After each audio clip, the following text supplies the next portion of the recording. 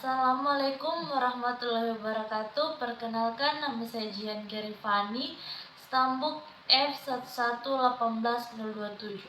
Tujuan saya di sini untuk menjelaskan perencanaan batang lentur. Saya akan jelaskan dari pengertian balok.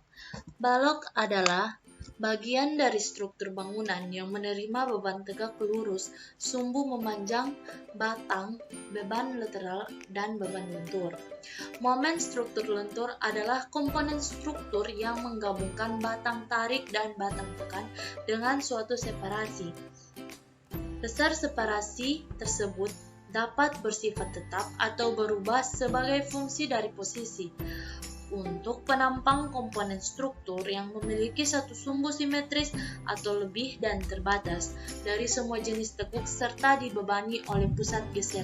Lanjut, jarak bentang konstruksi batang lentur dijelaskan dalam pasal PKKI pasal 12, di mana panjang perletakan dari sebuah balok di atas dua perletakan harus diambil setinggi-tingginya L/20.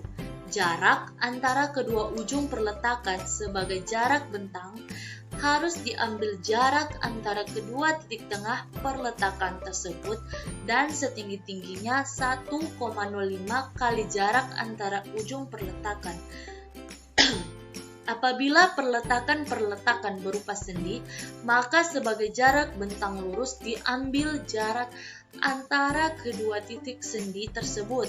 Jika sebuah balok atau plat itu merupakan balok tersusun, maka sebagai jarak bentang masing-masing lapangan harus diambil jarak antara titik tengah-tengah masing-masing perletakan.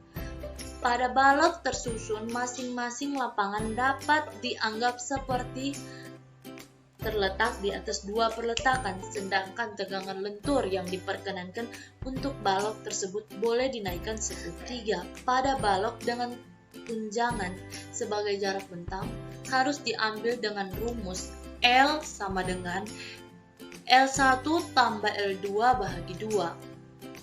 Sedangkan dalam perencanaan batang gaya lentur yang terjadi yang lebih kecil daripada gaya lentur yang diizinkan, harus menggunakan rumus tegangan LT sama dengan M/W lebih kecil dari tegangan L/LT, di mana tegangan LT sama dengan tegangan lentur yang terjadi, sedangkan tegangan LT sama dengan tegangan lentur yang diizinkan.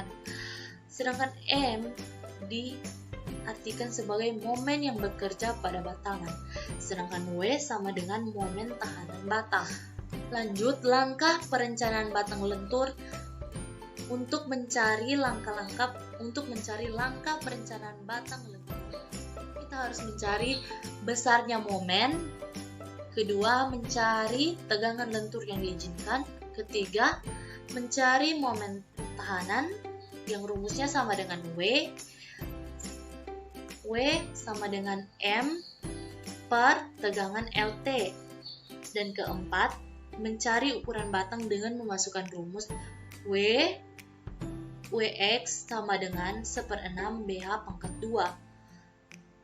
Yang kelima, kontrol terhadap lendutan defleksinya, di mana kondisi terlindung dirumuskan sebagai Fmax lebih kecil dari 1/300 kali L. Terus, untuk kondisi tidak terlindung dirumuskan dengan Fmax lebih kecil dari 1/400 kali L. Sedangkan konstruksi rangka batang terlindung dirumuskan dengan Fmax lebih kecil dari 1/700 kali L.